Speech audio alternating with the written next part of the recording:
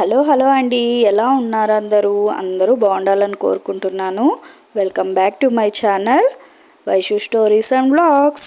ఇవాళ నేను మీకు మామిడికాయ ముక్కల పచ్చడి ఎలా పెట్టాలో చూపిస్తున్నానండి. నా స్టైల్లో సింపుల్గా, ఈజీగా, టేస్టీగా ఉంటుంది. చాలా అంటే చాలా సింపుల్గా ఉంటుంది. సమ్మర్ వస్తుంది కదా, సమ్మర్ అంటేనే మామిడికాయల సీజన్ కదండి, ఎవరికి ఇష్టం ఉండదు. ఇప్పుడు రెసిపీలోకి వెళ్ళిపోదాం. 1 కప్పు మామిడికాయ ముక్కలు తీసి పెట్టుకోవాలండి. చిన్నగా చేసుకోవాలి, చిన్న మామిడికాయకి.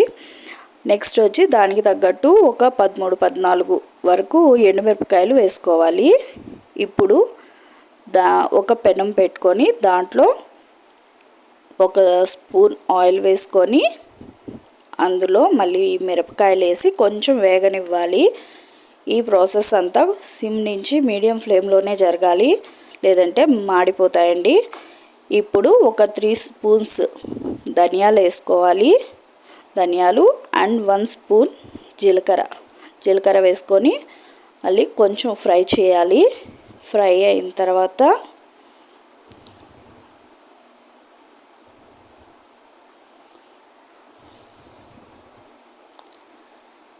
హాఫ్ స్పూన్ మస్టర్డ్ వేసుకోవాలి, అంటే మెంతులు వేసుకోవాలండి. మెంతులు కూడా వేసుకొని బాగా వేగాక లాస్ట్లో ఇంకా దించబోయే టైంలో ఇంగువ, చిన్న ముక్క ఇంగువ వేసుకోండి, టేస్ట్ బాగుంటుంది. ఇంగువ పౌడర్ ఉన్నా చల్లుకోవచ్చు, లేదంటే జస్ట్ ఒక చిన్న పీస్గా కట్ చేసుకొని వేసుకున్నా చాలా బాగుంటుంది. మెయిన్ మామిడికాయ పచ్చడికి ఇంగువ పడితేనే చాలా రుచిగా ఉంటుంది. ఇప్పుడు కొంచెం చల్లారిన తర్వాత ఇవన్నీ ఒక మిక్సీ జార్లోకి తీసుకొని అందులో ఒక 3 to 4 table spoons rock salt వేసుకోవాలి. వేసుకొని ఆ తర్వాత ఈ మామిడికాయ ముక్కలు అన్నీ కలిపి పేస్ట్ చేసుకోవాలి. పేస్ట్ అనేది మరీ మెత్తగా ఉండకూడదు, కొంచెం పలుకులుగా ఉంటే తినేటప్పుడు మనకు పంట కింద ఆ టేస్ట్ అనేది బాగుంటుంది, మామిడికాయ టేస్ట్. అండ్ నెక్స్ట్ పేస్ట్ అయిపోయిన తర్వాత మళ్ళీ స్టవ్ ఆన్ చేసుకొని ఒక కడాయి పెట్టుకొని అందులో ఒక 2 to 3 టేబుల్ స్పూన్స్ ఆయిల్ వేసుకోవాలి. ఆయిల్ కొంచెం ఎక్కువే పడుద్దండి.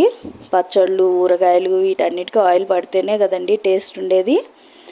ఆ తర్వాత ఆయిల్ కొంచెం హీట్ ఎక్కాక కొద్దిగా ఆవాలు, జీలకర్ర, కరివేపాకు, ఇంకా పప్పు దినుసులు అంటే మినప్పప్పు, శనగలు మనం ఏం వేసుకుంటామో అవి వేసేసుకొని కొంచెం ఫ్రై చేసుకోవాలి. అది ఫ్రై అయిన తర్వాత ఈ ప్రాసెస్ అంతా మనము కొంచెం మీడియం ఫ్లేమ్లోనే చేసుకోవాలండి. హై ఫ్లేమ్ పెడితే మొత్తం పాడైపోతుంది, మాడి వాసన వచ్చేస్తుంది.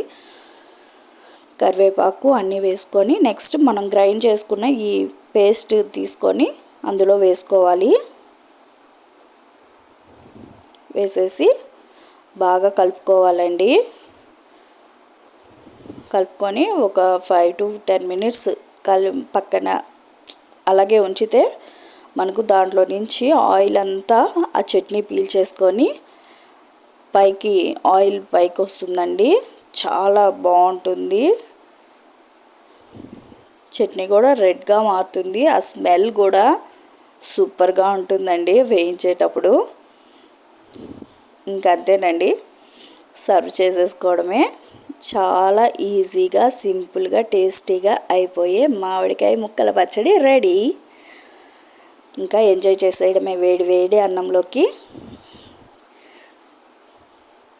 ఈ రెసిపీ తప్పకుండా ట్రై చేయండి. ట్రై చేసి ప్లీజ్ కామెంట్ చేయండి. ఈ వీడియో కనుక మీకు నచ్చినట్లయితే లైక్ చేయండి, షేర్ చేయండి, సబ్స్క్రైబ్ చేసుకోవడం మాత్రం మర్చిపోకండి. ప్లీజ్ సబ్స్క్రైబ్ చేసుకోండి. Thank you so much for watching. Take care. Bye.